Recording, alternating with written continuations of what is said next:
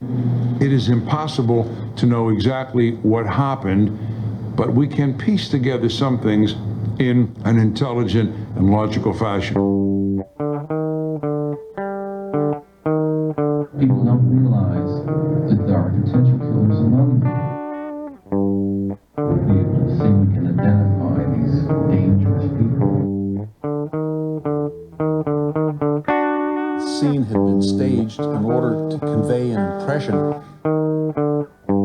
How could anyone live in a society where people they liked, loved, lived with, worked with, and admired, the next day turn out to be the most demonic people imaginable?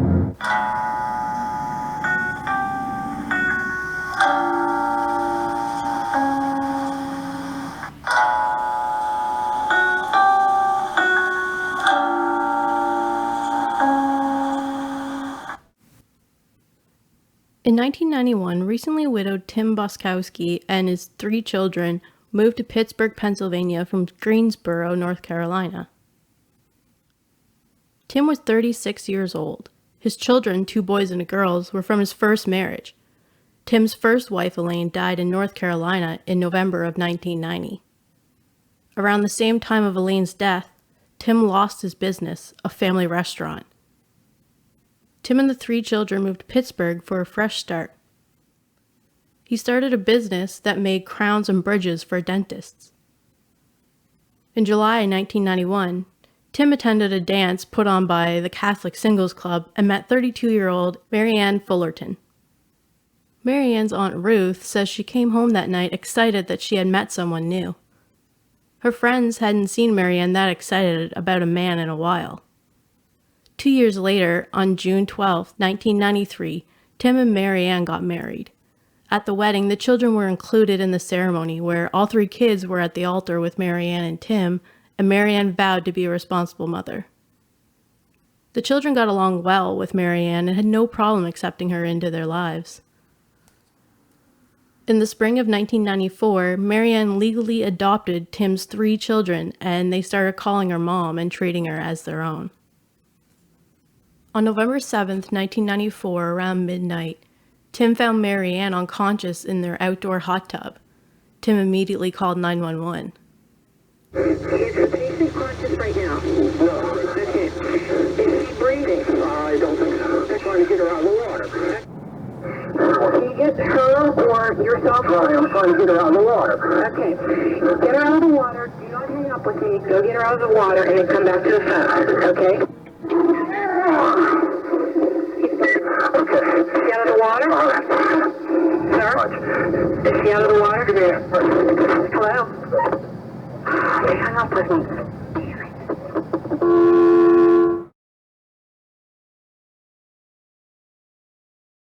Maryann was unable to be revived by the paramedics. She was taken to the Allegheny General Hospital Trauma Center where doctors pronounced Maryann dead at 1:40 a.m. 18 months after Tim and Maryann were married, Tim was once again a widow. When the detective arrived around 3 a.m., he asked Tim about the events leading up to Maryann's death. Tim told the detective that around 11 p.m., he and Maryann decided to get into the hot tub.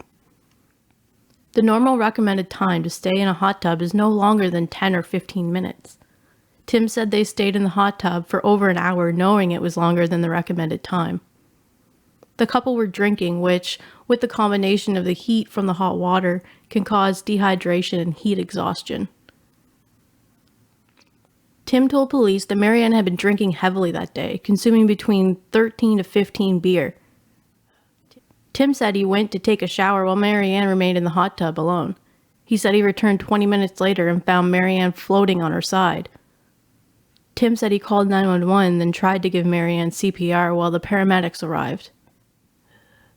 Investigators took a look around the hot tub to see if they could determine how Maryann could have died. On the side of the hot tub next to the fence were 2 towels and a ball. The temperature gauge, which was a white tube, was found at the bottom of the hot tub, out of place from where it should have been tied to the wall of the tub. A pair of glasses belonging to Maryann were found at the bottom of the tub, which looked like they were folded shut. On the deck outside of the tub were 2 empty cups, an ashtray with 3 butts and some ash in it, a pack of wet cigarettes with a lighter laying beside it, and a box that held the breathing device Tim used to try to do CPR on Maryann before paramedics arrived. The toxicology taken on Maryann showed that she had a small amount of an over-the-counter allergy medication in her system equivalent to 1 tablet. Her alcohol level was 0.22, which would be over twice the legal limit of intoxication. The 3 children were asleep in the house. While questioning Tim, the detective noticed a scratch on the right side of his neck. Tim explained the marks were from a massage his wife had given him. After Maryann's death, police questioned friends and family to gather information about the couple's marriage. Investigators were told by many that the 2 women Tim married strongly resembled one another, so much that the children acknowledged the similarity. His youngest son said it was like he had his old life back, something Tim probably felt as well. Maryann's Aunt Ruth described how the 2 women were similar. And they actually wore their hairstyle the same. It was ironic because they both wore glasses that were Coke bottle thick. And that was another similarity. Both of them were very much involved in the Catholic Church.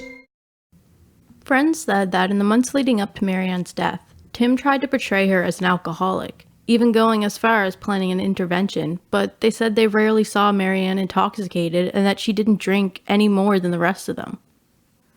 When Tim suggested installing a hot tub in the back deck, friends said Maryann hated the idea.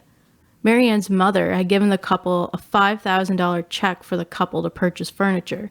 She was pretty upset to find out that Tim had spent the money on a $100,000 life insurance policy for Maryann's life.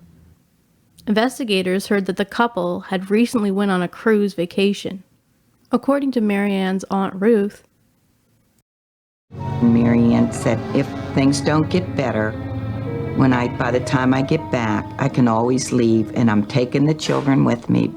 Maryann's family were suspicious of Tim after hearing his first wife died under similar circumstances. Maryann's Aunt Ruth questioned her about the death of Tim's first wife. I asked Maryann, I said, I had heard that she had drowned in a bathtub. And Maryann said, oh, Aunt Ruth, she choked on something. And I said, what in the world was she eating in the bathtub that she would choke on? And she said, oh, I don't know. She said, Tim doesn't like to talk about it. He gets too upset. Police in Pittsburgh contacted the Greensboro, North Carolina Police Department to ask them about the death of Tim's first wife, Elaine, which occurred 4 years earlier. They confirmed that she had also died in a bathtub-related accident. In 1976, Tim had organized a singles club at the Catholic church he attended in Pittsburgh. At that point, Tim was 21 and had his high school diploma. Tim started his own dental appliance business. He had hired 20-year-old Elaine as a secretary, and soon after, the two started dating. Within 3 years, they would be married. By 1981, they started their family together with the birth of their first son, followed by 2 more children, a daughter and another son. Tim was said to be present in his children's lives, yet controlling towards his wife. In 1986, the family moved to Greensboro, North Carolina. Tim decided to buy an ice cream parlor called King Cones. The business didn't do so well, mostly because of its isolated highway location. This soon took a toll on the marriage. By the time 1989 rolled around, Elaine was telling friends she and Tim were arguing regularly over money. Elaine felt she wanted more out of her marriage and that Tim was no longer making her happy.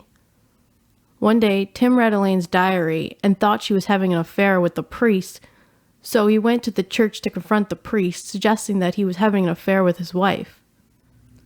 These claims were unfounded, and the whole incident just embarrassed Elaine. In August of 1990, Tim sold the family ice cream parlor without telling Elaine. Elaine was furious that Tim had sold their business without talking to her about it first. She told Tim she wanted a divorce. Tim agreed to a separation. They decided to keep the living arrangements the same until the end of the year to make it easier on the children. On the night of November 3rd, 1990, Tim and Elaine attended a church dance. They each arrived in their own vehicle. After the dance, Tim went home while Elaine stayed to help clean up. She left the church around 1:30 a.m. Police in Greensboro said in the early hours of November 4th, 1990, around 3 a.m., the couple's daughter, who was 6 years old at the time, said she heard a loud noise in the bathroom and went to wake up her father, having to shake him to get him to wake up. He said he had heard a noise and went looking for his wife. When he found the bathroom door to be locked, Tim told officers he forced it open with a screwdriver. When he got the door open, he found Elaine in the bathtub unconscious, underwater, laying face up on her back. Believing that she had swallowed water, Tim said he picked her up out of the water, then laid her face down over the shower door tracks on the side of the tub in an attempt to revive her by getting the water out of her lungs. He said he attempted to give her CPR, but she kept throwing up. When paramedics arrived, they took Elaine to the Wesley Long Community Hospital, where doctors were unable to revive her. Tim said Elaine went to have a bath and that he went to bed. Investigators took a video of the bathroom where Elaine was found. On the counter surrounding the sink was an empty champagne glass along with a pair of folded women's glasses, a comb laying on top of a hairbrush, a watch, 2 open containers of contact solution, and a closed safety pin. The family also stored their toothbrushes and toothpaste on the counter. It looked like Elaine had went through the process of getting ready to take a bath or a shower. Her bra was hanging off the towel rack, her underwear on the floor by the toilet. On the floor of the tub at the end of the bathtub where the sliding shower door opens, there was throw up and a dirty cloth on top of it. A shampoo bottle and a bar of soap lay at the end by the drain, while a second bar of soap sat in the holder mounted on the wall in the middle of the tub, and a second bottle of shampoo sat on the side of the tub in the corner by the entrance to the tub. What was strange about the scene was that there was no water inside the tub, around the outside of the tub, in the tracks of the shower door, or on the side of the tub. The detective said that she could rub her hand on the tub and there was no water. Tim was also not wet, although he claimed Elaine was underwater when he opened the door, plus there would have been water on the floor from him taking her out of the tub. If Elaine was face up and unconscious in the bathtub while it was filling with water, her head would have floated up with the water, plus the overflow valves takes water out of the tub before reaching a level capable of running out onto the floor. The autopsy performed on Elaine showed that there was no water in her lungs, but there was vomit. Elaine had 3 long marks on her chest and upper abdomen, which resembled impressions from the shower door track, and her ribs were cracked. Since Tim's explanation of the way he tried to revive Elaine was consistent with the marks, it was believed that his resuscitation measures were the cause. The toxicology report showed that Elaine had no alcohol in her system at the time of death. The coroner ruled the cause of death as undetermined. If there were signs of strangulation on her body, they could be overlooked because they can sometimes leave minimal markings on the neck. Both the medical examiner and the detective agreed that Elaine had been the victim of a homicide, but they lacked sufficient evidence to bring the case to court. Tim's first wife, Elaine, had also indicated to friends and family that she was planning to divorce Tim before she died. Elaine was described by friends as wanting to discover new things in life. Elaine's friend had this to say about her sudden change. As a grown woman in her 30s, a mother, she was discovering rock and roll from the 60s and 70s. She was really pursuing a wholeness as an individual. I don't think he killed the woman that he married. I think he killed the woman he was afraid of. Elaine had been a mother at a young age and was in her 30s when she felt she could be on her own with her children without Tim and make something of herself. Tim may have been afraid of the changes he saw in Elaine from the person he first met to the person she had become. Tim's second wife, Maryann's autopsy showed 53 external and internal bruises. Big black and blue bruises with red surrounding the area. These bruises were all over her body, including her arms, her back, her upper neck, lips, gums, and the inside of her mouth. The bruises on her body resembled hand marks with fingernail impressions left in the skin. There were focal hemorrhaging in small muscles called strap muscles in her neck and the soft tissue surrounding the area. When pressure is applied to the side of the neck, it slows the blood flow in the carotid artery connected to the brain. It also causes pressure on the vagus nerve beside the carotid artery, which slows the heart rate and breathing. Once the heart stops beating, the lungs stop functioning and the person dies within 6 minutes. The medical examiner believed that Maryann did not drown, but that she was strangled. Her death the result of blunt force trauma to the neck. Tim had collected $25,000 from a life insurance policy that he had on Elaine, and there was one on Maryann in the amount of $100,000. The breathing device Tim used to administer CPR is usually used on strangers to prevent disease, not typically used on spouses. Tim would have had to run to the basement where he told officers the device was stored to retrieve it while Maryann lay underwater because she was still in the hot tub when the paramedics arrived. Tim said he couldn't lift her out, so he was giving her CPR by holding her to the side of the tub while he stood outside of the tub and used the device to breathe air into her lungs. Something officers didn't find were empty cans that would have contained the alcohol Tim claimed Maryann had drank throughout the day. The house seemed very clean as well. Tim's timeline of the night of Maryann's death is questionable. Tim said they got in the hot tub around 11 p.m. and stayed in for over an hour, bringing him to past midnight. His accounts as to the length of time he spent inside the house taking a shower varies from 5 minutes to 20 minutes, bringing him to around 12:30 a.m. when he found Maryann. He then would have had to went to the basement to retrieve the CPR device before calling 911. According to Tim, he would have called 911 past 12:30 a.m., which contradicts the actual time of the 911 call, which was placed a half hour earlier, around 12 p.m. On November 7, 1994, the night of Maryann's death, the responding officer said they arrived to find Maryann unconscious in the hot tub while Tim was trying to revive her from outside the tub. The responding officer and paramedics took Maryann out of the tub and attempted to revive her. Tim had called his parents to come to the house. As Maryann was being placed in the ambulance, Tim was overheard telling his mother, "I hope they don't try to pin this on me." His father told police that night that Elaine had died at home drowning in a bathtub and it was similar to Maryann's death, but that he didn't want to discuss it any further. Maryann was transported to the Allegheny General Hospital at Tim's request, rather than to the closest hospital.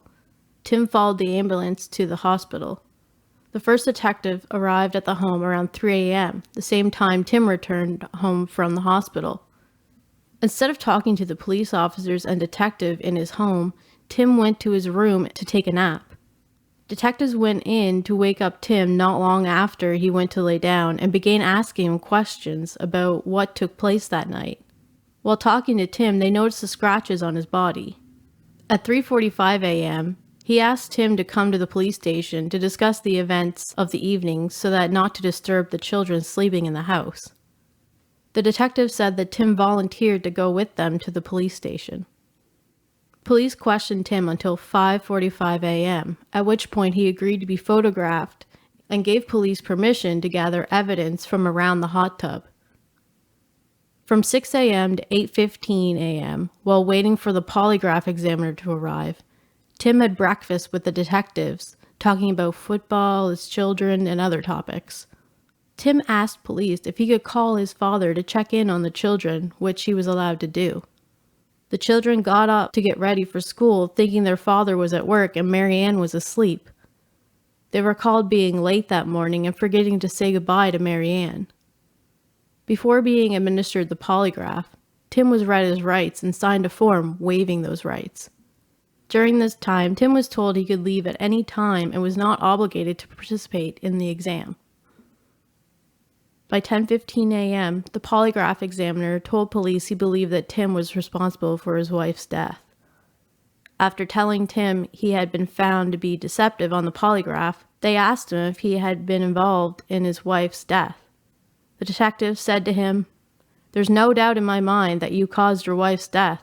I know you want to get this off your chest." Tim nodded yes, then said, "This is pretty serious. Maybe I should call someone," but didn't say who or ask if he could make a call. Tim told police that he would tell them what really happened with his lawyer present. This is when the questioning stopped.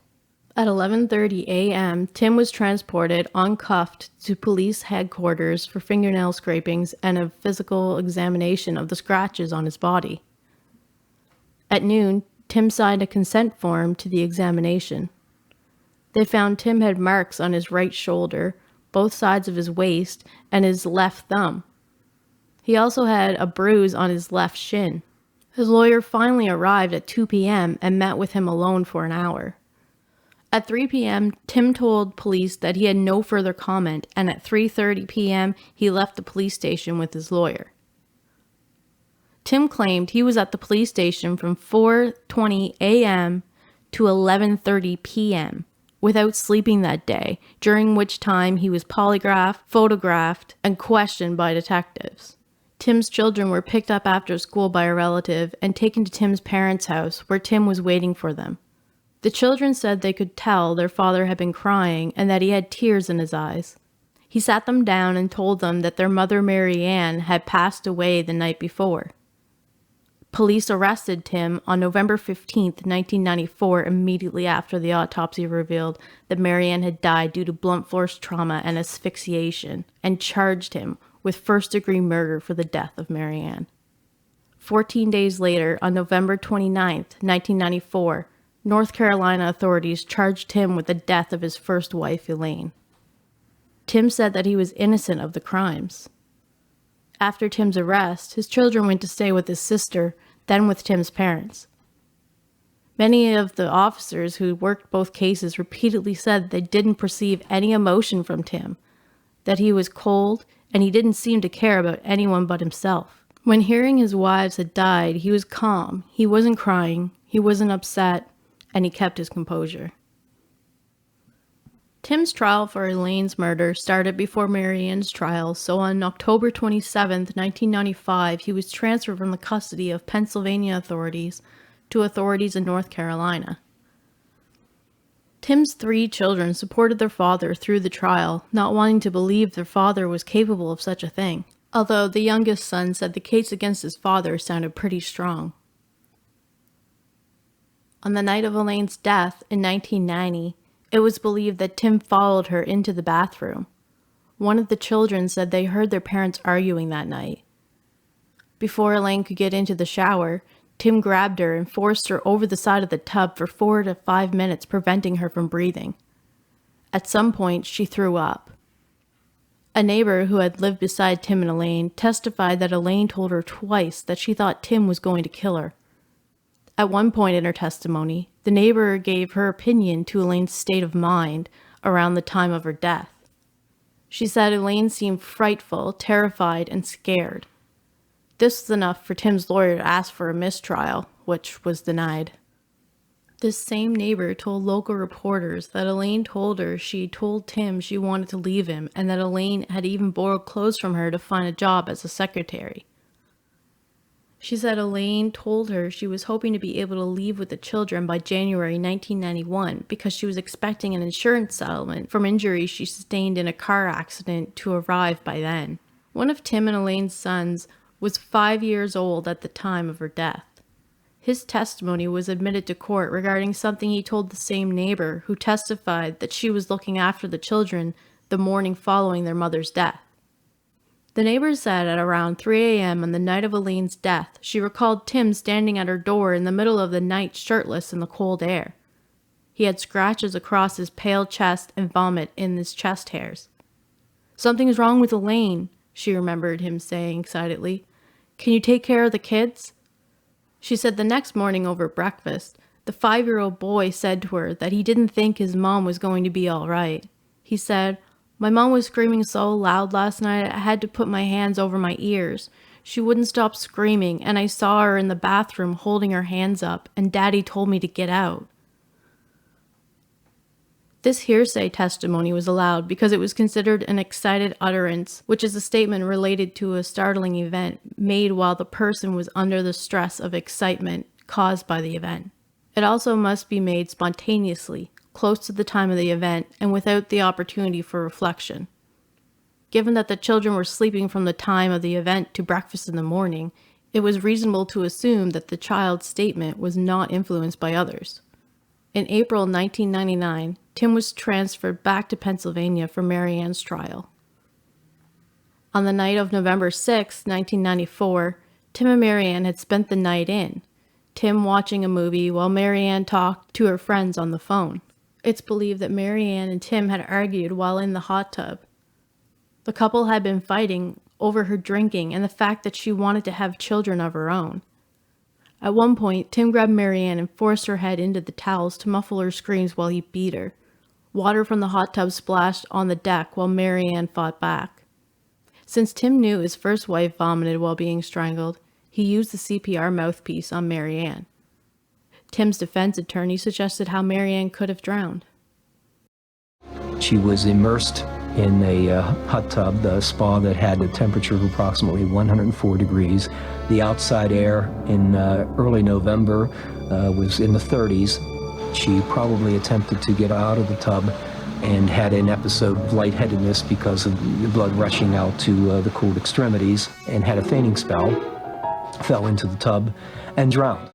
The temperature of the water was around 104 degrees Fahrenheit and 40 degrees Celsius, while the temperature outside was about -1 degree Celsius. The lawyer also indicated that Maryann had a, quote, history of drinking, and that she had 2 DUIs. Tim's lawyer tried to explain Maryann's drinking habits. It's never pleasant nor easy to bash the deceased. They're not here to defend themselves, but the long and short of it in this case was that Maryann Boczkowski did have a history of drinking. She had, I believe, 2 DUIs. We had an episode where we had witnesses that were in the choir with her at church were concerned about her drinking.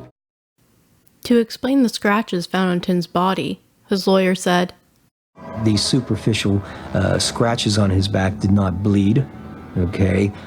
They were not surrounded by bruising or black and blue or hematoma contusions on his body. They were just little scratches. The defense claimed that both women had underlying heart conditions that caused accidental deaths. The medical examiner believed that the scene around the hot tub was staged to look like a drowning and that Maryann's death was due to strangulation. Because she was intoxicated, it would have been harder for her to fight off an attack. While being held during the trial, Tim told inmates at the jail that he had killed both wives, and when asked why he killed both wives in similar manners, he told them, "I don't know, that was stupid, wasn't it?" One of the inmates said he was getting so much information from Tim about the deaths of his wives that he was writing down notes to relay back to the authorities. These notes were not presented to the prosecution nor submitted as evidence, as the inmate did not pass the notes over. He merely kept a record as to not forget the details Tim had told him. Both juries were aware that Tim was accused of killing both wives. On November 1st, 1996, the jury returned the verdict after 3 hours. Tim was found guilty of first-degree murder for the death of Elaine. He received life in prison.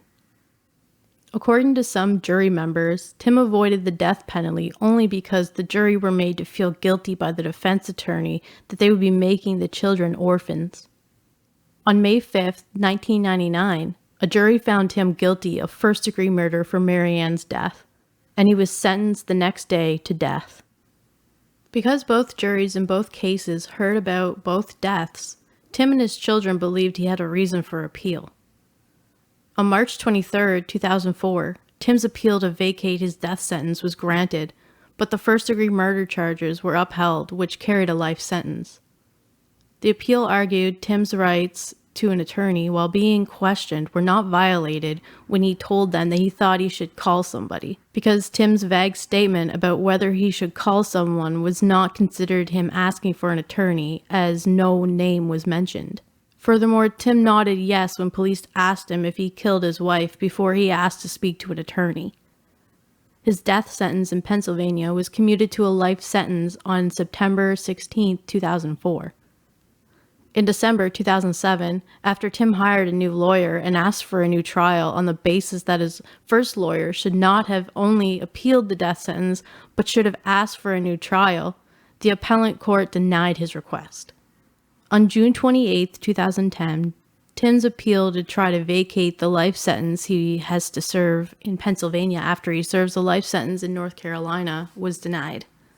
Tim is currently serving his life sentence at the Nash Correctional Institution in Nashville, North Carolina.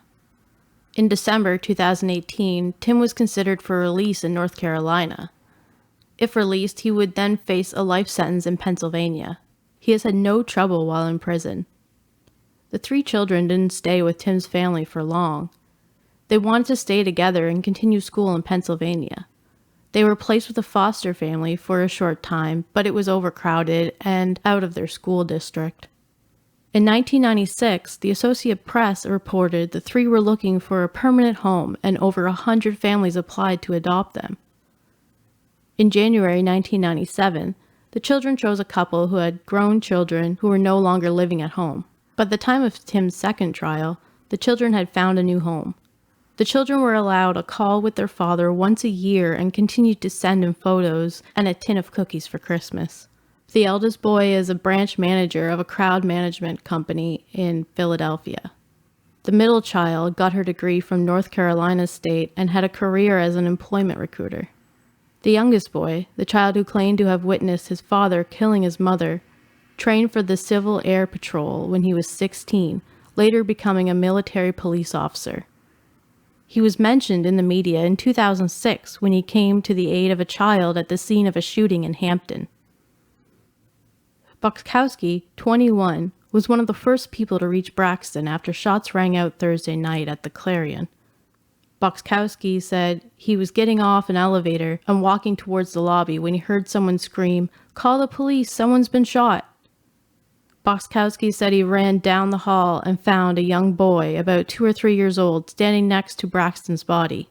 "I just saw him and ran into him and picked him up," said Boczkowski, who is a military police officer. "He was basically my main concern at that point." Boczkowski took the boy to a room behind the front desk where they waited with hotel staff members until police arrived around 10:20 p.m. Ladies and gentlemen, can I please have your attention? I've just been handed an urgent and horrifying news story, and I need all of you to stop what you're doing and listen. Here's what's making news. Murder for hire. Murder for hire. Murder for hire. Murder for hire. Murder for hire. Murder for hire. Murder for hire. Murder for hire. Murder for hire. Murder for hire. In Seattle, Beth Beamer may think she's hiring a hitman to kill her ex-husband and his family.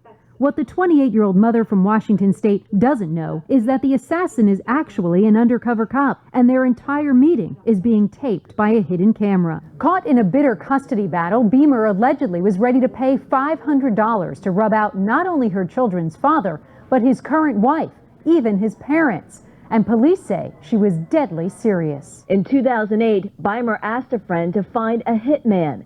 Instead, he called police. That's when this rendezvous was set at a motel room under surveillance, with a camera rolling inside and cops watching from just outside the door. She brought photos of family members she wanted killed, a pipe bar to use as a murder weapon, and a map layout of the victim's Auburn house. The guns in the house? Yes, there are, but they're all kept in the closet and they're not loaded. Probably gonna ransack the house, probably ransack the trailer. You don't have to do much ransacking now. Right. There's nothing you want out of the house. Nothing I do want. Ain't got nothing worth anything to me. Bludgeon them with a crowbar, baseball bat. I don't and care. Then disappear on the house. That's fine. Make it personal, I'll use the rebar. Go for it. Right. Just wipe it down and don't leave it there. Now, he's a quick runner. Okay. So, he's the quickest out of all of them. This is something nobody expects out of me. Let's put it this way. This is Beth Goody Two-Shoes who does nothing wrong usually. After the deal is done, Beamer heads out of the room, where instead of waiting for the plot to be carried out, She will be arrested and led away in handcuffs. Beamer was charged with solicitation to commit murder and faces decades in prison if convicted. She's pleaded not guilty. Her attorney says he is disappointed that the tapes were released and fears it will hurt Beamer's chances of getting a fair trial. She was busted in an undercover sting operation, and this afternoon the Auburn woman learned her fate. Till this day, that videotape and her callousness haunt the family. The defendant's ex-husband and his wife spoke to the court from out of state over speakerphone. It's just been very trying. I started suffering panic attacks. I started looking over my shoulder. I've had trouble working. That house belonged to her ex-father-in-law, David Davis. I trust that God's mercy will help me to forgive, and the passage of time will help me to forget. Her attorney argued Beamer didn't have the resources or intent to go through with the crime. My client was a middle condition, was unable to appreciate what she was doing. In the end, Judge Barbara Mack disagreed and sentenced her to 15 years in prison. The sad irony, even though Beamer did all of this to be with her daughter, she will likely spend the girl's entire childhood in prison. Beamer was sentenced to the lower end of the standard sentence. She and her family declined to speak in court. Well, that's going to do it for all of us here. Thanks for joining me for another episode. Find us on Instagram and YouTube at Stage Crime Scenes Podcast. I want to hear from you. Comment on the video below or email at stagedcrimescenespodcast@gmail.com. Don't forget to subscribe.